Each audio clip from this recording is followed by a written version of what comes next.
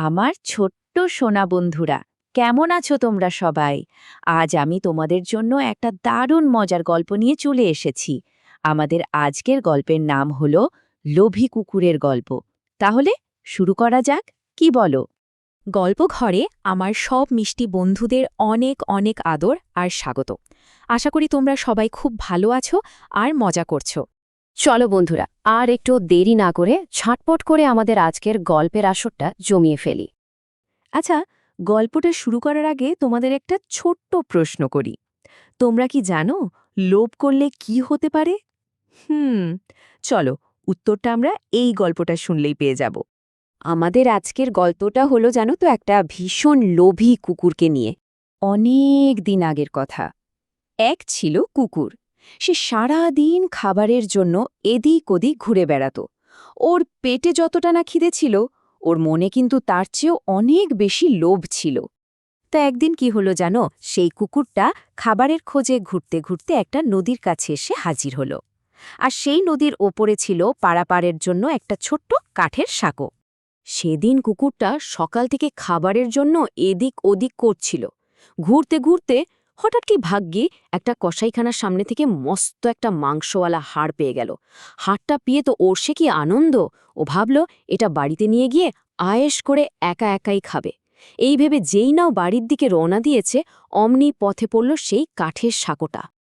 আর ঠিক যখন ও সাঁকোটার মাঝ বরাবর এসেছে, তখনই ঘটল আসল ঘটনাটা। ও জলের মধ্যে এমন কিছু একটা দেখল, যা দেখে ওর লোভটা যেন আরও দ্বিগুণ বেড়ে গেল। কুকুরটা যখন সাঁকো দিয়ে যাচ্ছিল, হঠাৎই ওর চোখ পড়ল নিচের নদীর পরিষ্কার টলটলে জলের দিকে।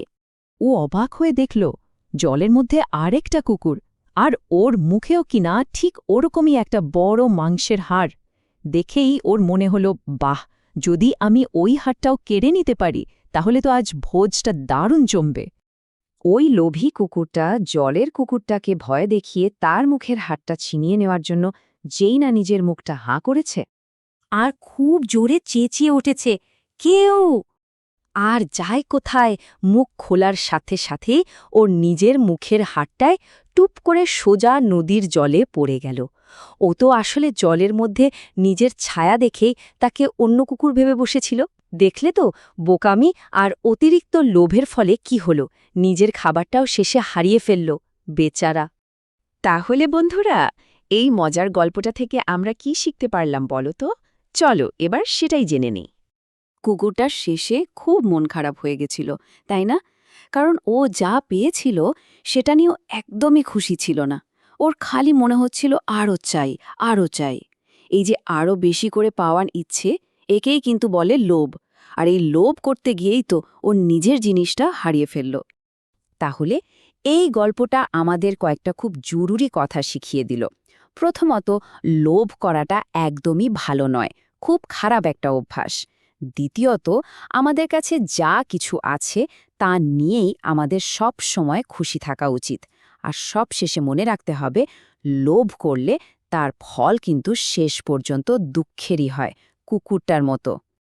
আশা করি আমার ছোট্ট বন্ধুদের আজকের এই গল্পটা শুনতে খুব ভালো লেগেছে, তাই না? যদি তোমাদের গল্পটা সত্যি ভালো লেগে থাকে, আর তোমরা যদি চাও যে আমি তোমাদের জন্য এরকম আরও অনেক সুন্দর সুন্দর নতুন নতুন গল্প নিয়ে আসি, তাহলে কিন্তু আমাদের চ্যানেল গল্পঘর সাবস্ক্রাইব করতে একদম ভুলে যেও না। আজ তাহলে আসি, খুব তাড়াতাড়ি আবার দেখা হবে নতুন একটা গল্প নিয়ে। তোমরা সবাই খুব ভালো থেকো। টাটা।